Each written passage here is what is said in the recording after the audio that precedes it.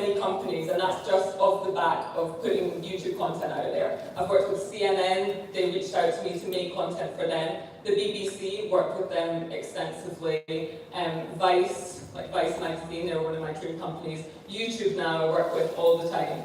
And you really just have to start. Like, I had no idea about anything when I started, just like I'm sure a lot of you guys, but you have to keep going. And the thing, so I'll go back to my journey, right? So I started my channel, I was talking about parenting for 2 years, inconsistently. And I was looking at my channel, it wasn't growing, and I was thinking, why is it not growing? But deep down I knew that it's because I was being inconsistent. Like, if you're not consistently uploading every week, you can't seriously think that you're going to grow and that it's going to work. Like, you have to be consistent. You know, like, if I could say anything, that is the biggest thing. And just make a schedule. Like, so now I upload 3 times a week, Wednesday, Fridays, and Sundays, and you have to stick to it. If you stick to it for a year, I can promise you, and you can ask for your money back, if you haven't grown, you know, the next year. So last year, that's when I became the most consistent, and I grew from 10 to 90,000 subscribers. So I just think, be consistent. So another thing I was going to talk about, I don't want to speak forever, is monetization. So when I first started, I hadn't hit that 1,000 subscribers, 4,000 hours of watch time then, but obviously I had to keep making money, and I knew that this is what I wanted to do. So another thing I kind of believe in is that you can't have a plan B, because if you have a plan B, you're inevitably going to go to your plan B. You have to just know that this is what you're doing and stick to it. So I wanted to do something to make money in the same space. So I started creating videos for small businesses that needed content. And now, especially in Ghana, especially in Accra, there's so many businesses that need content created for them, and they have no idea about it. So if you're to go to them and pitch them an idea, give them the cost and everything, the chances are they might be up for it. I would say one thing about here is not everyone understands about like social media marketing quite yet, but I think that it's definitely coming. So I think creating videos and content for small businesses before you're monetized on YouTube is a good way to start making money. So that's what I did, and then I started doing radio work, which came off the back of my YouTube videos. And to get myself up to that 1,000 subscribers was just consistency. And the way that I managed to grow the audience is by, so there's a few things that I go through. Obviously I have like a million ideas, but I'll always search in the Google search box. This sounds so basic, but it actually works. Like the thing you want to make a video about. So let's say it's, I don't know, like the Volta region. Let's say you typed in Volta region. It's going to come up with the most searched things about that place. So now you're going to know really what everyone wants to see. So you might think about making content about those particular things. Another thing that I do is, you know, thumbnails and titles are just so important. You can have the best video there, inside the video, but if your thumbnail is just like any random thing, nobody's going to click on it. And if the title isn't something that people are searching for, again, probably no one's going to click on it. And you need people to get in there to start loving you, to subscribe to your channel. Telling people to subscribe to your channel is also a very important thing. It's something that I actually don't do that much, but I feel kind of weird about it, but I know every time I do it, people do subscribe. And another thing that I do is collaboration. Collaborating with other people is so important, like when it feels right, and when like it aligns with your brand. I think sometimes, like WODA, to be honest, he works with everyone, and that, I think, attributes to him reaching 900,000 subscribers, which is absolutely incredible. Like, so big. And he's an inspiration to me. When he first told me, you know, like how much he was making, that's what really gave me the motivation to move to Ghana and bring the whole family. So, going back to it, I'm like all over the place. But basically, I used to create content in Scotland and then come to Ghana and do it back and forth. But then this year, March, me and my family, my husband and my 2 kids moved to Ghana. Woo! Thanks. Going back to like the monetizing. So once you have reached your 1,000 subscribers and 4,000 hours of watch time, you can become monetized on YouTube. So that means, I know some of you guys are like professionals, so you're gonna know, but if you don't know, that means that you get a percentage of the ads, basically the ads at the start of the video, you get a percentage of that from Google, and they also take a percentage. And so every month that comes straight to you. So you don't actually have to do anything extra. But there's other ways that you can make money in addition to that. One of them is sponsorships. So there's two ways you can go about sponsorships. People can reach out to you. You can wait until you get to like quite a big place. People will start reaching out to you. Or you can reach out to them. So at the start, I was reaching out to people. I was making pitches, and I was just emailing them, because to be honest, you can wait, but you may as well just reach out. Just like I said at the start, you may as well like be knocking on those doors and not waiting for people to like knock on your door. So yeah, that's another way to earn income. Another way is what's it called? Oh my gosh. Not AdSense. The links, so affiliate links, that's it. So let's say, especially if you're tech, like if you're talking about a laptop and you put in an affiliate link, you have to go onto Amazon and create that affiliate link, and there's a process, and you can look that up, and it takes like, a bit of time, but you can do it. And then once people start clicking on that, you will get a percentage of the money that people spend on that product. And you can actually do it for anything. Like, let's say I don't really do it so much, to be honest, but I know that some people make so much money in it. Like, I know people that use keyboards, and they're talking about something completely different, and they'll say, oh, I use this keyboard, it's in my description, and they make, let's say, like $2,000 a month just by mentioning that they're using this keyboard, and then people are buying it. I could say, oh, I wear this necklace, click in the link below, that sort of thing. So it's another way for you to make money. And then the other way is kind of creating content for brands outside of your own platform. So as I said, I've worked with CNN, and so they reached out to me, and we made a piece of content for their own platform, which didn't live on my platform at all. So there's so many ways basically that you can make money, and it's possible. I just want to be here and stand here and say that I, at the start, didn't know anything, and now I've got to a point where I could support me and my whole family to move from Scotland to Ghana and live a nice life.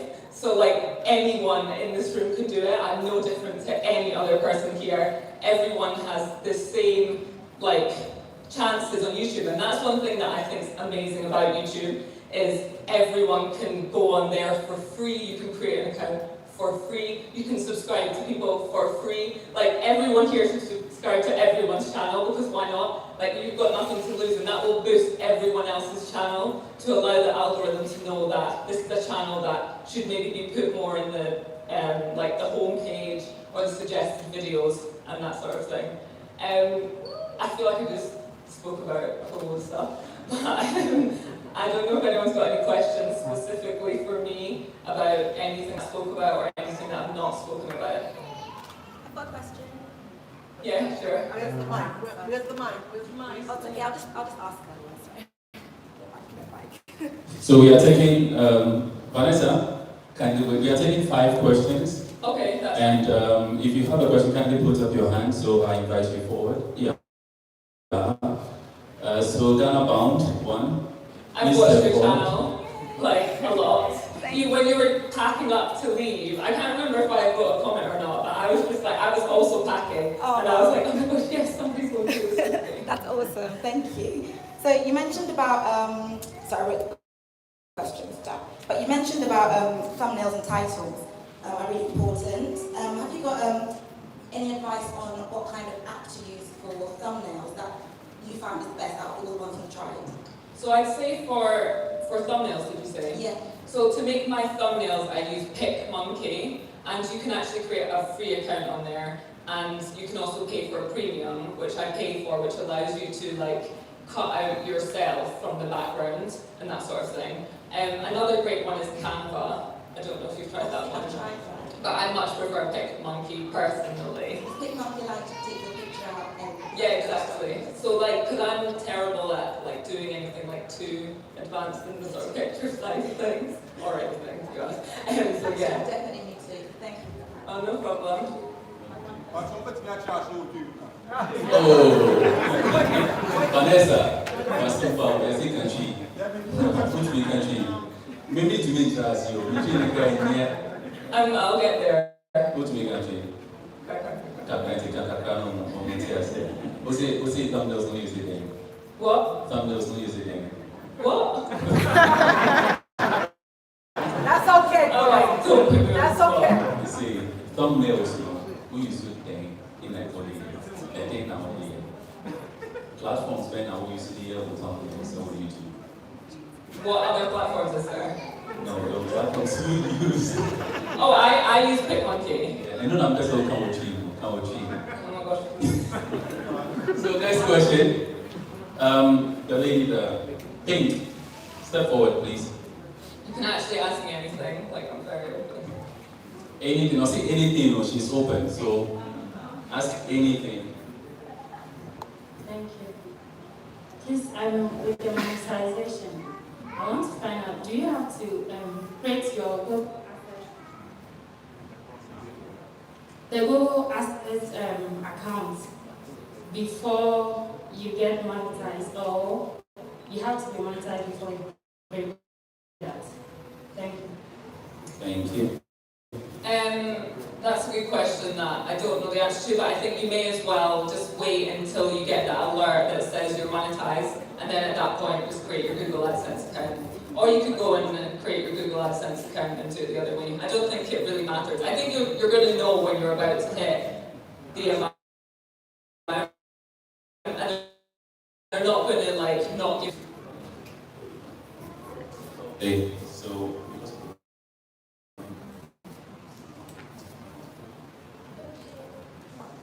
Oh, I've been put on the spot. I was going to come in to embarrass myself anyway. Is there anyone ask you anything? Yeah, You said that we should put ourselves out there and ask brands to work with us. Yeah. And then this is me putting myself out there. So how do I get to collaborate with you? Oh, I mean, just ask me, literally, like. Oh, hi, Kristen. My name is Precious, and I would like to collaborate with you. What sort of videos do you make? Oh, I just Sorry.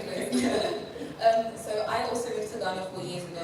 I moved here, started my masters at Legon, and have just been trying to figure out life because I don't like London. Oh, okay, yeah. So even from your intro, like, to me, I know what video I want to do with you. So yeah, we can do it. Thank you. That's good. Thanks. That was my question.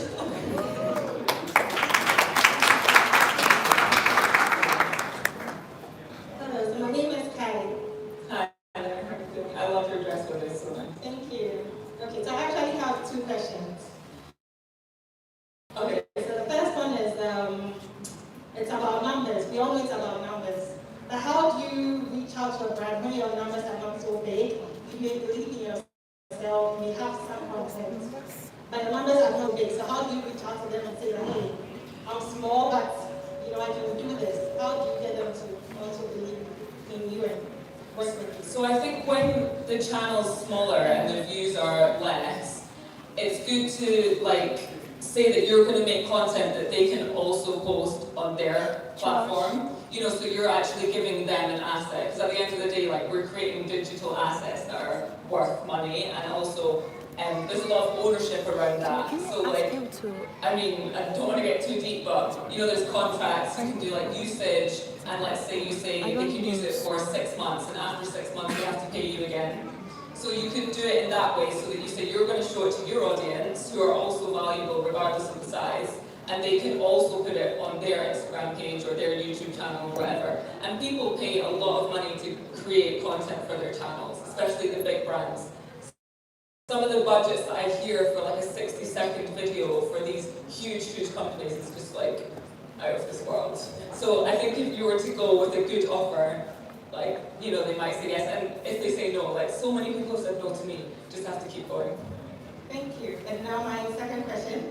Okay, so I'm also a mom of two, and you spoke about inconsistency, and I think it really applies to me because, you know, with kids, it's really hard because they are distracting you, and there's so much to do. So how, yes, planning, but how do you really, sometimes you have a plan, but it honestly doesn't usually go how you want it. So how do you do it as a mom when you have like a million tasks every day? So I think I used to, like, in the first 2 years, I used to think that, like, oh, I've got, you know, I'm a mom, I've got kids and all that sort of stuff. But I think that you have to, like, switch your mindset to be more like, this is what you need to do. And also, so what I used to do is batch film, which is so helpful. So I would film, I used to film 35 videos in 2 weeks, and then edit them every week. So that meant that I didn't have to now find time to film, and if I couldn't edit, I could potentially pay somebody else to edit those videos. So I think it's batch filming really, really helps. Like, it really takes stress out of creating. I think that is actually the key. And then, you know, finding the time to edit, maybe like when the kids go to sleep, wake up before they wake up, really fun things. Really helpful. Thank you so No, much. that's all right.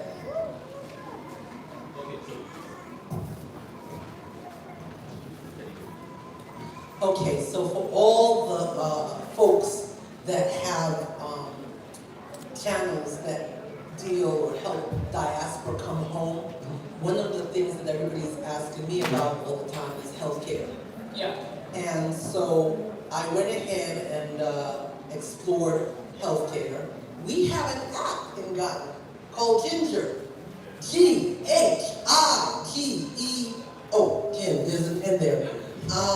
INGER. Please take a look at it. Subscribe.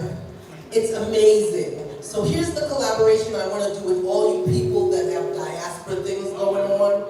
I want you to do a segment about this app. Am I doing okay?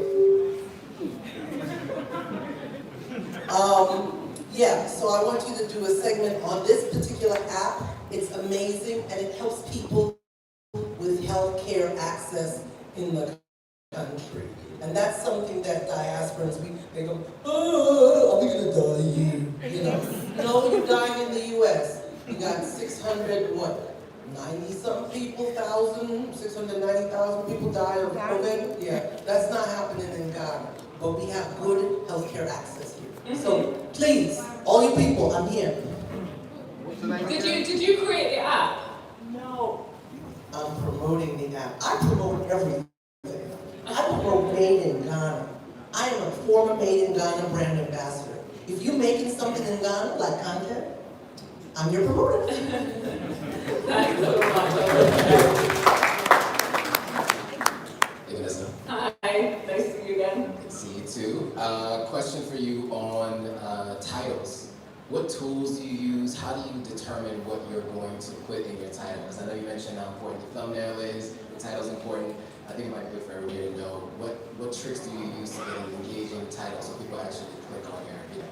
So I think for titles, especially in my early days, I used to try and put three things in the title. So almost like 3 things that people could search for. So I kind of still do it sometimes. So it might be like moving to Ghana, divide, living in Ghana from here. You know, like I'm trying to put, you want to put in the title what people are searching. That's really the start and the end of it. You want people to search it for your video to pop up. So you don't, especially in the early days, I think like people like WODA, he could put any title to go and watch the video now, and probably, you know, like a day in my life probably isn't going to work unless you're at a point of WODA when people want to know what he's doing, if you know what I mean. Hope that's helpful. And I think the last thing I want to say is like it's not always easy, and there's so many days when I am just like demotivated by numbers. I'm looking at my subscriber count, things have gone up and down. And I think that's the most difficult thing about creating is keep going. But I just want to tell you all you have to just keep going and eventually you will get there and we'll all get to Wode Maya's channel size of 900,000 subscribers.